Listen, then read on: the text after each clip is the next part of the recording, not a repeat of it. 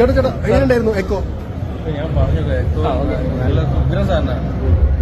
അതാ ഞാൻ പറഞ്ഞുകൊണ്ടിരുന്നത്, ഒരു വലിയൊരു ബിഗ് ബഡ്ജറ്റ് സംഭവങ്ങൾ വെച്ചിട്ട് ഒരു പാൻ ഇന്ത്യൻ സിനിമ ഉണ്ടാക്കുന്നു. പക്ഷെ ഇവിടെ ഒരു അതിഭീകരമായൊരു ഭീകരം എന്നല്ല, നല്ല സൂപ്പർ കണ്ടന്റ് കൊണ്ട് പാൻ ഇന്ത്യയിലേക്ക് മേലെ പോകുന്ന ഒരു വേൾഡ് ക്ലാസ് ലെവലിലുള്ള സിനിമയാണ് ഇപ്പോൾ അതായിട്ടാണ് നമുക്ക് കാണുമ്പോൾ തോന്നുന്നത്. ആ ജോഗ്രഫിയൊക്കെ ഇതുവരെ മലയാളത്തിൽ ഇടയ്ക്ക് പോസിറ്റീവ് ആയിരിക്കും, പക്ഷെ ഒരു സിനിമ മുഴുവൻ അതുപോലുള്ളൊരു ജോഗ്രഫിയിൽ വരുന്നു. അതൊക്കെ നമുക്ക് ഭയങ്കര വിഷ്വലി ഭയങ്കര എൻറിച്ചിങ് ആണ്, നല്ല രസമാണ്. അതിൽ ആ ബാക്ക്ഗ്രൗണ്ടിൽ ഒരു കഥ പറയുന്നു എന്ന് പറയുമ്പോൾ തന്നെ സ്ക്രീൻ പ്ലേ ഒക്കെ ഉഗ്രമാണ്. നമുക്കതൊന്നും ഒരു സ്ക്രീൻ പ്ലേ ആയിട്ടൊന്നും ഫീൽ ചെയ്യില്ല, അങ്ങനെയാണ് അത് പോകുന്നത്.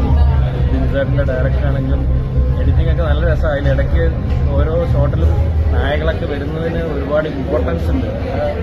ബാക്ക്ഗ്രൗണ്ട് സ്കോറൊക്കെ അധികം ഉഗ്രൻ സാധനം. ഒരു സന്ദീപ് നെട്ടിച്ചോ? സന്ദീപ് ഉഗ്രൻ അടിപൊളിയാണ്. സന്ദീപിന്റെ എഫേർട്ട് നമുക്കിതിൽ കാണാനുണ്ട്. ഒരുമാതിരി ചാട്ടവും ഓട്ടവും മല കയറുന്ന പരിപാടികളൊക്കെ നല്ല എഫേർട്ടുള്ളൊരു ഉഗ്രനാണ്. എല്ലാ രീതിയിലും ഇപ്പോൾ സന്ദീപ് സ്കോർ ചെയ്ത് വരുന്നുണ്ട്. ഇങ്ങനത്തെ ഒരു സാധനമാണെങ്കിലും നേരത്തെ പറക്കളത്തിലൊരു ഹ്യൂമർ ടച്ചുള്ള ഒരു ഫാൻസി പരിപാടിയാണെങ്കിൽ ഇതിലൊക്കെ നല്ല എഫേർട്ട്.